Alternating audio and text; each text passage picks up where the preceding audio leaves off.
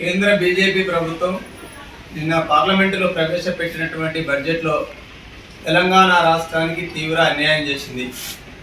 వ్యవసాయ రంగానికి కానీ, రైల్వే రంగానికి కానీ, విమానయాన రంగానికి కానీ కావాల్సినటువంటి నిధులను తెలంగాణ రాష్ట్రానికి కేటాయించడంలో బీజేపీ ప్రభుత్వం పక్షపాత వైఖరి అవలంబించింది. ఈ రాష్ట్రంలో 8 మంది బీజేపీ పార్లమెంటు సభ్యులు, కాంగ్రెస్ 8 మంది పార్లమెంటు సభ్యులు కలిగి ఉన్నప్పటికీ ఏ ఒక్కరు కూడా మన రాష్ట్రానికి నిధులు తేవడంలో ప్రయత్నం చేయకపోవడం విఫలం చెందడం జరిగింది. ఈ రాష్ట్రంలో ఉన్నటువంటి కాంగ్రెస్ ప్రభుత్వం బీజేపీ ప్రభుత్వం మీద ఒత్తిడి చేసి నిధులను విడుదల చేయాల్సినటువంటి బాధ్యతలో వైఫల్యం చెందింది.